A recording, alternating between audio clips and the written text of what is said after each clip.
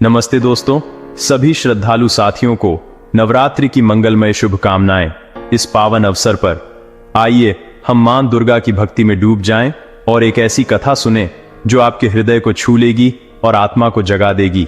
यह कहानी है सच्ची भक्ति की, करुणा की और मां के उस अनंत प्रेम की जो हर रूप में, हर हृदय में बसती है।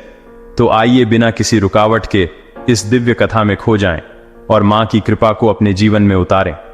कन्याओं को मां दुर्गा का स्वरूप मानकर पूजने की परंपरा सदियों से चली आ रही है। उनकी निर्मलता और पवित्रता उन्हें देवी का जीवंत रूप बनाती है। कन्या पूजन से मां की कृपा प्राप्त होती है, पापों का नाश होता है, दुखों का अंत होता है, घर में सुख, शांति और समृद्धि का आगमन होता है, संतान सुख और स्वास्थ्य का आशीर्वाद मिलता है। कन्याओं को भोजन, वस्त्र और दक्षिणा देकर उनके माध्यम से मां का आशीर्वाद प्राप्त करें, जिससे घर में सकारात्मक ऊर्जा का वास हो। प्रिय साथियों, इस कथा को अंत तक सुने, क्योंकि इसके अंत में मां दुर्गा की दिव्य वाणी है जो आपके आत्मिक उत्थान के लिए अत्यंत महत्वपूर्ण है। मां की कृपा पाने के लिए कमेंट में जय मां दुर्गा अवश्य लिखें। अब शुरू करते हैं कन्या पूजन की यह पावन कथा। कई साल पहले की बात है, जब धरती पर भक्ति और श्रद्धा का रंग गहरा था। एक गांव था रामनगर। चारों ओर हरियाली, छोटी छोटी पगडंडियां और गांव के बीचों बीच एक प्राचीन भव्य मंदिर। साल भर लोग यहां आते जाते थे, पर नवरात्रि के दिन तो जैसे उत्सव का माहौल बन जाता था। हर घर में दीप जलते, हवा में अगरबत्ती और फूलों की सुगंध तैरती, गांव का हर कण मां के जयकारों से गूंज उठता। इन्हीं दिनों जब पूरा गांव भक्ति में डूबा होता था, मंदिर की ठंडी पत्थर की सीढ़ियों पर एक नन्ही सी जान बैठी रहती थी। उसका नाम था कल्याणी। उम्र होगी कोई 7-8 साल की, पर उसकी आंखों में गहरी समझदारी और एक अनोखी चमक थी। कल्याणी गरीब थी, इतनी गरीब कि उसके फटे कपड़े भी शायद किसी ने दान में दिए होंगे। पैरों में चप्पल नहीं, बालों में तेल नहीं और पेट अक्सर भूखा ही रहता था, पर उसका मन जैसे मां के चरणों में बसा था। हर सुबह सूरज की पहली किरण के साथ वह मंदिर पहुंच जाती थी। वह देखती थी कैसे रंग बिरंगे कपड़ों में सजी औरतें चंदन लगाए, फूलों की टोकरी लिए मंदिर में प्रवेश करती थीं। कैसे बच्चे नए कपड़े पहने खिलखिलाते हुए मां के दर्शन को दौड़ते थे, और सबसे ज्यादा उसे आकर्षित करता था अष्टमी और नवमी का कन्या पूजन। उसकी आंखें चमक उठती थीं जब वह देखती थी कि गांव की लाडली बेटियां माथे पर बिंदी, पैरों में महावर रचे देवी की तरह पूजी जाती थीं। लोग उनके पैर छूते, खीर पूरी खिलाते, चुनरी भेंट करते। कल्याणी का मन भी करता था कि वह इस पूजन का हिस्सा बने, मां के दर्शन करे और शायद कोई उसे भी कन्या मानकर बुला ले, पर उसकी हिम्मत टूट जाती थी। कैसे जाऊं मैं अंदर, वह खुद से बुदबुदाती। मेरे पास तो अच्छे कपड़े भी नहीं हैं, ये फटे कपड़े, ये धूल से सने पैर, कहीं मुझे धक्के मारकर बाहर न निकाल दें। यह सोचकर उसका छोटा सा दिल टूट जाता था। आंखों में आंसू उमड़ते, पर वह उन्हें रोक लेती थी। उसकी आंखों में भक्ति थी, मां के लिए अगाध श्रद्धा थी, पर समाज की दीवारें उसे अंदर जाने से रोक देती थीं। मां तो कहती थीं कि वह हर रूप में है, हर जगह है, तो क्या मेरे इस गरीब रूप में मां मुझे नहीं देख पाएंगी? यह सवाल उसके नन्हे मन में हर दिन उमड़ता और उसे और अकेला कर देता। नवरात्रि के 9 दिन कल्याणी के लिए तपस्या थे। वह भूखी प्यासी मंदिर की सीढ़ियों पर बैठी रहती, सिर्फ घंटों की आवाज सुनने, आरती की लौ देखने और मां की उपस्थिति महसूस करने के लिए। यही उसकी सच्ची आराधना थी। उसकी भूख, उसकी थकान सब गौण हो जाती थी जब वह मां के जयकारे सुनती थी। उसका मन हर रोज रोता था। मां के द्वार तक न पहुंच पाने की विवशता पर इस बार अष्टमी का दिन था। गांव में ऐसा भव्य कन्या पूजन पहले कभी नहीं हुआ था। केसरिया लाल चुनरियों की धूम थी, ढोल नगारे बज रहे थे, स्त्रियां मंगल गीत गा रही थीं, हवा में कपूर, धूप और फूलों की सुगंध थी। कल्याणी रोज की तरह सीढ़ियों पर बैठी थी। आज उसकी भूख इतनी तेज थी कि पेट में ऐंठन हो रही थी। पिछले दिन से उसने कुछ नहीं खाया था, सिर्फ एक अंजुली पानी पिया था। उसका शरीर कांप रहा था, पर उसकी आंखें मंदिर के मुख्य द्वार पर टिकी थीं। वह देख रही थी कि कैसे गांव की सबसे सुंदर कन्याओं को सोने चांदी के गहनों से सजाकर लाया जा रहा था। उनके चरण धोए जा रहे थे, खीर पूरी, हलवा, छोले का भोग लगाया जा रहा था। काश मैं भी वैसी होती, काश मेरे पास अच्छे कपड़े होते, शायद मां मुझे भी अपने दरबार में बुला लेती। वह लंबी सांस लेती थी जो उसके कमजोर फेफड़ों में अटक जाती थी। उसकी आंखों से आंसुओं की धारा बह निकली। यह आंसू भूख के नहीं थे, प्यास के नहीं थे। यह आंसू उस तिरस्कार के थे जो उसे हर रोज मिलता था, जिसके कारण वह मां के पास भी नहीं जा पाती थी। सूरज ढलने लगा था। कन्या पूजन समाप्त हो चुका था। लोग प्रसाद लेकर घर लौट रहे थे। मंदिर खाली होने लगा था। कल्याणी अब भी वहीं बैठी थी। निढाल सी उसकी नजरें जमीन पर थीं। शरीर में इतनी ताकत नहीं थी कि वह उठकर जा सके। उसका मन कह रहा था, क्या मां आज भी मुझे खाली हाथ लौटा देंगी? क्या मेरी भक्ति इतनी कमजोर है कि मुझे एक दर्शन भी नसीब नहीं होगा? तभी एक वृद्ध पुजारी पंडित शिवदत्त मंदिर से बाहर आए। उनके चेहरे पर दिन भर की थकान थी, पर आंखों में संतोष की चमक थी। उन्होंने कल्याणी को देखा, जो हर रोज वहां बैठती थी पर कभी अंदर नहीं आती थी। आज वह पहले से भी कमजोर लग रही थी। चेहरा पीला हो गया था, होंठ सूखे थे। अरे बच्ची, क्या हुआ? तुम इतनी निढाल क्यों बैठी हो? कल्याणी ने धीरे से आंखें उठाईं। उनकी ममता देखकर उसे थोड़ा सुकून मिला। कुछ नहीं पंडित जी, बस मन नहीं लग रहा था। पंडित जी ने उसकी हालत भांप ली। शायद उसने दिन भर कुछ नहीं खाया था। उन्होंने करुणा भरी नजरों से उसे देखा और मंदिर के अंदर गए। वहां कन्या पूजन का बचा हुआ प्रसाद था, कुछ खीर, थोड़ी पूरी और हलवा। यह लो बेटी, यह माँ का प्रसाद है, खा लो, तुम्हें भूख लगी होगी। क्या मैं यह बचा हुआ प्रसाद ले सकती हूँ? धन्यवाद पंडित जी। पंडित जी उसे देखकर चले गए। कल्याणी सीढ़ियों से हटकर एक पेड़ की छांव में बैठ गई। उसने एक टुकड़ा पूरी और थोड़ी खीर उठाई। उसकी आंखों से फिर आंसू बहने लगे। इस बार खुशी के यह सिर्फ भोजन नहीं था, यह मां का आशीर्वाद था, मां का स्पर्श था, जिसकी वह कई दिनों से लालायित थी। जैसे ही उसने पहला निवाला मुंह में रखा, एक चमत्कार हुआ। एक अलौकिक सुगंध फैलने लगी, इतनी मीठी, इतनी पवित्र, इतनी शक्तिशाली कि पूरे गांव में छा गई। लोग जहां थे वहीं रुक गए। उनके मन में शांति और आनंद भर गया। यह कैसी सुगंध है? क्या यह मंदिर से आ रही है? लोग घरों से बाहर निकले। उनकी आंखों में विस्मय था। यह सुगंध साधारण नहीं थी, इसमें एक दिव्य ऊर्जा थी। बीमारों का दर्द कम हुआ, उदास चेहरों पर मुस्कान आई, थके हुए लोगों को नई स्फूर्ति मिली। यह सुगंध हर गली, हर घर में फैल गई। लोगों को लगा जैसे मां का प्रेम उनके हृदय में उतर आया। धीरे धीरे सुगंध का स्रोत पता चला। वह मंदिर की ओर से आ रही थी। लोग मंदिर की ओर बढ़े। सुगंध की तीव्र होती गई। मंदिर के बाहर पेड़ के नीचे कल्याणी बैठी थी। प्रसाद खाते हुए वह उस सुगंध का केंद्र थी। भीड़ वहां पहुंची और सब हतप्रभ रह गए। कल्याणी के पीले चेहरे पर अब एक दिव्य आभा थी। उसकी आंखों में चमक थी और उसके हाथों में वही बचा हुआ प्रसाद था जिससे यह अतुलनीय सुगंध निकल रही थी। पंडित शिवदत्त भी वहां पहुंचे थे। उन्होंने कल्याणी को देखा, उसके कांपते हाथों में प्रसाद को और उस सुगंध को। एक पल को कुछ समझ नहीं आया। फिर उनके मन में एक बिजली कौंधी। उनकी आंखों से आंसू बह निकले। हे मां, हमने इतनी बड़ी भूल कर दी। गांव वालों की भीड़ शांत हो गई।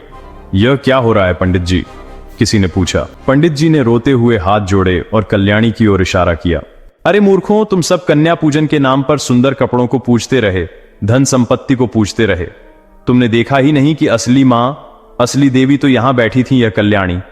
यह भूख से बिलखती फटे कपड़ों वाली बच्ची, जिसकी आंखों में तुमने कभी नहीं झांका, जिसकी निस्वार्थ भक्ति को तुमने कभी नहीं पहचाना।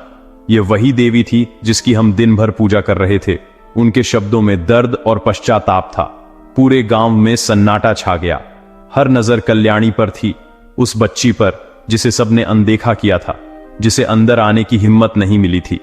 आज हमने इतने कन्या पूजन किए और मां ने हमें दिखाया कि सच्चा कन्या पूजन क्या होता है।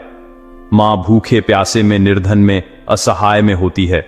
उनकी आंखों की भक्ति ही उनका सबसे बड़ा श्रृंगार है। यह सुगंध, यह दिव्य ऊर्जा इस बात का प्रमाण है। मां उसी में प्रकट हुई थीं। हां मां, इसी कल्याणी में प्रकट हुई थीं। यह सुनकर गांव वालों की आंखों से आंसू बह निकले। हर कोई अपनी भूल पर पछता रहा था। वे कल्याणी के पास दौड़े। कोई उसके पैरों में गिरकर क्षमा मांगने लगा। कोई उस सुगंध को गहराई से महसूस करने लगा। किसी ने उसे गले लगाया, किसी ने उसके हाथों का स्पर्श चाहा। कल्याणी थोड़ी सहमी हुई थी, पर वह मुस्कुरा रही थी। उसकी आंखों में अब दुख नहीं था, सिर्फ शांति थी और मां के प्रति अनवरत भक्ति। उसे लगा जैसे उसकी तपस्या पूरी हो गई थी। मां ने उसे अपना लिया था, उसी रूप में, उसी वेश में। उस दिन के बाद रामनगर में कभी किसी ने गरीबी या दिखावे के आधार पर किसी को नहीं आंका। कन्या पूजन का अर्थ बदल गया। अब वे सिर्फ सुंदर सजी कन्याओं को नहीं पूजते थे, बल्कि हर उस बच्ची में मां का रूप देखते थे जो जरूरतमंद थी, निस्वार्थ थी और जिसकी आंखों में कल्याणी जैसी भक्ति थी। कल्याणी को गांव की सबसे पूजनीय कन्या का दर्जा मिला, पर वह नहीं बदली। वह वैसी ही सरल, विनम्र रही। उसके लिए यह सब मां की कृपा थी। गांव को एहसास हो गया था कि मां का वास मंदिरों की भव्यता में नहीं, भक्तों के शुद्ध हृदय में होता है। और सबसे बढ़कर मां उस भूखे प्यासे वंचित बच्चे में प्रकट होती है जिसे समाज अक्सर अनदेखा कर देता है। यह कथा आज भी रामनगर के हर घर में सुनाई जाती है। यह हमें सिखाती है कि सच्ची भक्ति, सच्चा प्रेम और सच्ची दिव्यता बाहरी आवरण में नहीं, बल्कि अंतर्मन की पवित्रता में छिपी होती है। मां हर उस आंख में है जो श्रद्धा से उनकी ओर देखती है, भले ही वह आंख आंसुओं से भरी हो, प्यासी हो। मां बस एक शुद्ध हृदय देखती है, और कल्याणी का हृदय मां का मंदिर था।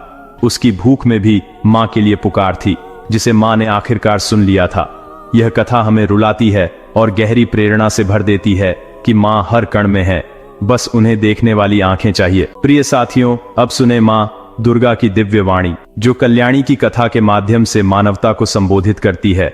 यह करुणा, चेतावनी और आशा की पुकार है। हे मनुष्य, हे भूले हुए प्राणी, हे कलयुग के यात्री जो खुद को सब कुछ मान बैठे हो पर भीतर से खोखले हो गए हो, मैं बोल रही हूँ, मैं माँ हूँ, मैं दुर्गा हूँ, मैं जगत जननी हूँ, जिसने सृष्टि को जन्म दिया, असुरों का संहार किया, देवताओं की रक्षा की और हर बार अपने बच्चों को संभालने के लिए अस्त्र शस्त्र धारण किए। आज मैं तुमसे बात कर रही हूँ, सीधे तुम्हारे मन, आत्मा, नींद और अंधेरे को चीरकर तुम्हें जगाने के लिए, क्योंकि तुम सो गए हो, तुम भूल गए हो कि भक्ति क्या है, श्रद्धा क्या है, कन्या कौन है, देवी कौन है और सच्ची पूजा क्या है। तुमने दिखावा अपना लिया, पाखंड अपना लिया और भक्ति की जगह व्यापार कर लिया। रामनगर की कथा सुनो, जहां मेरे जयकारे गूंजे, मंदिर बने, नवरात्रि का उत्सव धूमधाम से मनाया गया, पर वहां एक नन्ही कन्या भूखी प्यासी फटे कपड़ों में अनचाही बैठी थी। तुमने उसे देखा पर अनदेखा कर दिया, उसके आंसुओं को देखा पर आंखें फेर लीं, उसकी भूख सुनी पर ढोल नगारों में दबा दी। तुमने मंदिर सजाए, चुनरियां बांधी, महंगे प्रसाद चढ़ाए और सोचा माँ प्रसन्न हो जाएंगी, पर मैं वहां नहीं थी। मैं उस सीढ़ी पर थी जहां कल्याणी भूख से कांपती, मेरी भक्ति में डूबी थी।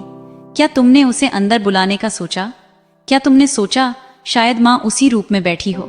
नहीं, तुम्हारी आंखें चकाचौंध में खो गईं, कान ढोल की आवाज में बहरे हो गए और हृदय पत्थर बन गया। कल्याणी का आंसू मेरी गंगा था, उसकी भूख मेरा यज्ञ थी, उसका मौन मेरी आरती थी, उसका टूटा फूटा तन मेरा सच्चा मंदिर था। पर तुमने कन्या पूजन को दिखावा बना दिया। सोचा जिसके पास अच्छे कपड़े गहने हैं वही पूजनीय है। याद रखो, कन्या का रूप गहनों वस्त्रों में नहीं, उसकी भक्ति में है। वह गरीब हो, भूखी हो, यदि उसकी आंखों में मां का प्रेम है तो वही सच्ची देवी है। जब कल्याणी ने प्रसाद का पहला टुकड़ा खाया तो वह सुगंध फैली जिसने गांव को झकझोर दिया। यह चमत्कार नहीं, तुम्हारे पापों का पर्दाफाश था, तुम्हारे अंधेपन को तोड़ने की मेरी पुकार थी। हे कलयुग के मानव, तुम आज भी वही कर रहे हो। मंदिर बनाते हो पर भूखे को रोटी नहीं देते, आरती गाते हो पर कंगाल को दुत्कारते हो, चुनरी चढ़ाते हो पर बहन की चीख नहीं सुनते, कन्या पूजन करते हो पर गर्भ में कन्याओं को मारते हो। किसे धोखा दे रहे हो? मां को नहीं, अपने अंतरात्मा को। मैं सब देखती हूं। जब कोई मां अपनी बच्ची को दूध न पिला पाती और तुम प्रसाद के थाल सजाते हो, जब कोई कन्या छेड़खानी से रोती है और तुम जय माता दी चिल्लाते हो, जब कोई बेटी दहेज में जलाई जाती है और तुम ढोल बजाते हो, कितने कपट्टी हो तुम, कितने पाखंडी। याद रखो, मैं सहती हूं पर अनंत काल तक नहीं। यदि तुम नहीं बदले तो वही होगा जो हर युग में हुआ है। जब अधर्म बढ़ा, जब अन्याय ने सीमा लांघी, मैंने रूप बदले, महिषासुर का वध किया, चंडमुंड का, शुभ निशुंभ का, और अब यदि समय आया तो तुम्हारे भीतर के पाखंड और दानव का संहार करूंगी। यह चेतावनी है।